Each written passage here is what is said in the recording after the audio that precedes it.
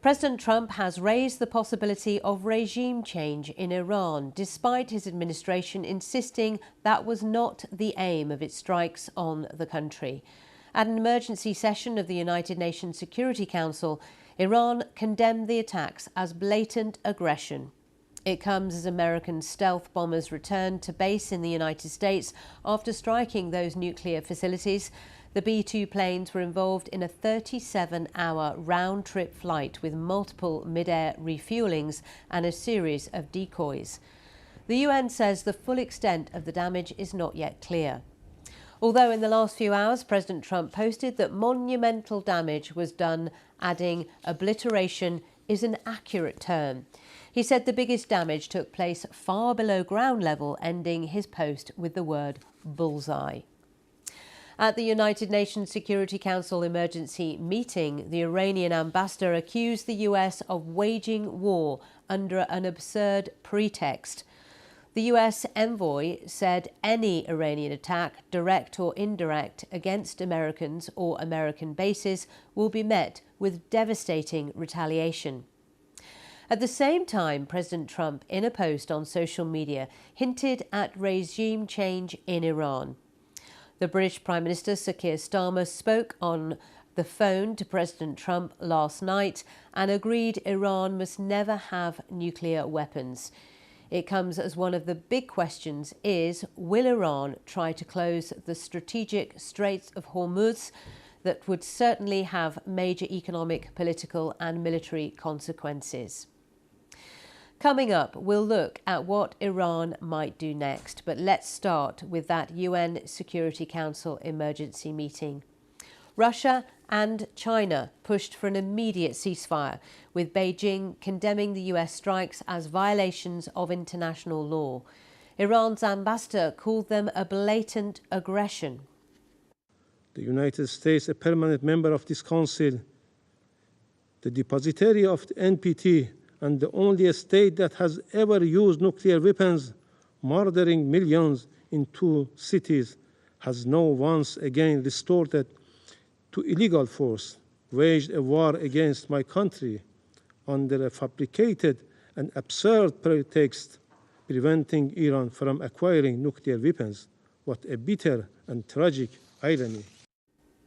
Dorothy Shea represents the US at the United Nations. She said that in recent weeks, Iranian officials had intensified their hostile bluster and rhetoric. The time finally came for the United States, in the defense of its ally and in the defense of our own citizens and interest, to act decisively. The Iranian regime cannot have a nuclear weapon. Let us be clear. Iran should not escalate. As President Trump said, any Iranian attack, direct or indirect, against Americans or American bases will be met with devastating retaliation. Israel's UN representative said the US strikes had changed history. The United States, the leader of the free world, removed the greatest existential threat facing the free world. Just like our Operation Rising Lion, this was not a war of choice. This action was a necessity. It was a righteous act for the United States, for Israel, for the Middle East, and for the world. But there were stark warnings from the UN chief, Antonio Guterres, and the head of the nuclear watchdog, Rafael Grossi. From the outset of the crisis, I have repeatedly condemned any military escalation in the Middle East. The people of the region cannot endure another cycle of destruction. And yet, we now risk descending into a rat hole of retaliation after retaliation. To avoid it, diplomacy must prevail. Civilians must be protected. Safe maritime navigation must be guaranteed. We must act immediately and decisively to halt the fighting and return to serious, sustained negotiations on the Iran nuclear program. We have a window of opportunity to return to dialogue and diplomacy. If that window closes, violence and destruction could reach unthinkable levels, and the global non-proliferation regime, as we know it, could crumble and fall. Rafael Grossi there, and the International Atomic Energy Agency has called for a crisis meeting that will take place today. They'll discuss the risks posed to those nuclear sites in Iran. President Trump has hinted that there could eventually be regime change in Iran. Writing on his social media platform Truth Social, the US president said, "It's not politically correct to use the term regime change, but if the current Iranian regime is unable to make Iran great again, why wouldn't there be a regime change meager?" Well, following the US airstrikes on the Iranian nuclear sites, Mr. Trump insisted the US was not pushing to remove Iranian leaders from office. With his thoughts on President Trump's post, here's our North America correspondent, Anthony Zerka. Marco Rubio, the Secretary of State, J.D. Vance, the Vice President, and Pete Hegseth, the Secretary of Defense, they were on television here in the United States on Sunday morning, assuring the country that they were not interested in regime change. And then, as you mentioned, Donald Trump came out with that post on Truth Social, raising the question the way he often does. It was a question, not a statement, but raising the prospect of regime change. And I think if you ask administration officials, they will tell you that Donald Trump is the only one who speaks for Donald Trump and for the administration. So if there was a concerted strategy this morning to downplay regime change, maybe Donald Trump just changed his mind, saw something on Fox News that made him think that this was a more realistic possibility and something that he wanted to float out there to get a conversation started. Iran and Israel have continued to trade fire with military sites targeted from both sides. If we look this morning at the scene in Tel Aviv, this is now there at nearly 8:10.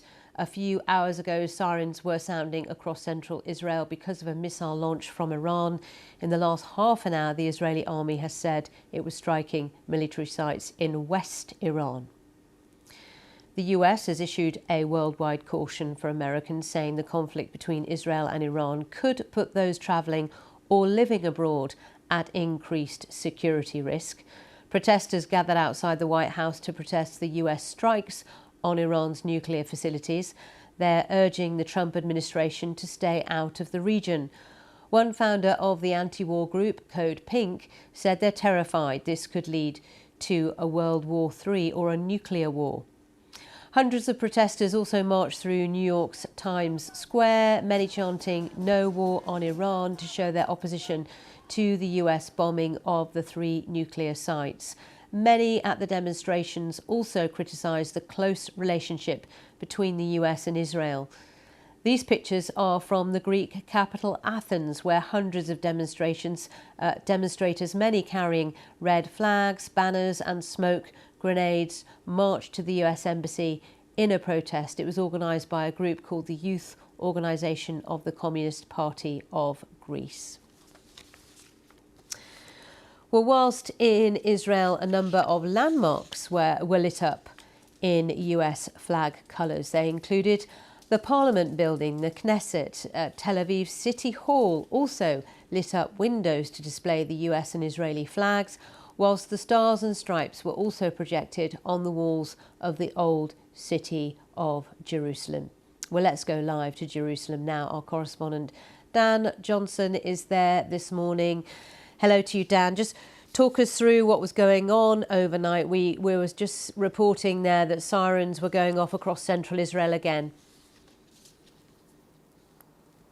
Yes, there was an air raid alert at about 3 a.m. here for a large part of the country, but it turned out that that was just one single missile, it appears, that was fired by Iran and successfully intercepted by the Israeli air defences. There is also a report this morning of a drone having been sent towards Israel in the southern city of Eilat, but that is also reported to have been successfully downed without causing any damage or injury. We saw a huge barrage of missiles fired by Iran yesterday, in initial response to these US attacks, there was significant damage and a large number of injuries, more than 80 people caught up in those attacks. But overnight, it's been much quieter, despite the continued Israeli airstrikes on different targets across Iran. Most of them military targets, the Israelis trying to further deplete the Iranian capability for storing and launching the sorts of missiles that it has been using in its attacks on Israel every day since this conflict started. So perhaps the fact that we've had such a relatively quiet night shows that the Iranian capabilities have been depleted over the 10 days of this conflict, or that the Iranian leadership is just marking time whilst considering exactly what it is going to do next. There are those signs and pictures that you've talked about saying, "Thank you, Mr. President." Donald Trump's picture is on advertising screens here. The Israeli population, or probably a majority of it, expressing their gratitude to the US president for having got involved. But nobody here expects that to be an end of this conflict. The Israeli military is still involved this morning in further airstrikes over Iran, and all Israelis know that Iran can still pose a threat to this country with ballistic missiles. It's just a question now of how many of those missiles Iran has left, what its capability is to launch and target them, and where it is going to aim them. Will it be at this country? Will it be at other potential US targets around the Middle East? And that is already having a destabilizing impact on the region. There are further evacuation flights planned today for diplomats and for citizens of different nations who need to get home. And there are also international flights being cancelled to places like Dubai because of the potential risk in the skies above the Middle East. OK, for now, thank you very much. Dan Johnson there in Jerusalem for us. Well, as we mentioned, the Prime Minister, Sir Keir Starmer, and President Trump have spoken on the phone since the US strikes on Iran. Let's go live to Westminster now. Our chief political correspondent, Henry Zeffman. A very tricky line the Prime Minister has to walk here. Yeah, that's right. And I think that's reflected in what we're told by Downing Street about what the Prime Minister and the US President discussed. So Downing Street are saying that they reiterated the grave risk posed by Iran's nuclear program to international security. They discussed the actions taken by the United States, namely bombing of Iran's nuclear facilities, and agreed that Iran must never be allowed to develop a nuclear weapon. It goes on to say they discussed the need for Iran to return to the negotiating table as soon as possible and to make progress on a lasting settlement. And I think what you see in that account of that phone call is this slightly unusual position the UK finds itself in of agreeing with the ends. They agree with the US that Iran must be a non-nuclear country, but they don't agree quite in the same way at all on the means. Namely, the UK was urging a diplomatic means to reaching that, and the US decided to participate in, or indeed to launch, its own strikes on Iran's nuclear facilities. But I assume many in Parliament are quite nervous and concerned about what might happen next and where Britain will get drawn in. Yeah, I mean, in some ways, the UK was given a sort of reprieve on that issue for now by the US, because the way in which it launched its strikes, flying those bombers all the way from Missouri, refueling midair, meant that the US did not end up asking the UK's permission to use the Diego Garcia Air Base, which the UK controls on the Chagos Islands, to carry out those strikes. That is something that there was a lot of sensitivity about in the UK government in the days in the run-up to these strikes, because that would have required the UK to make a decision. Sure, it wouldn't have been UK fighter planes carrying out the strikes, but still it would have required the UK to say yes or no. That didn't happen, but that's not to say it won't happen in the coming days or weeks.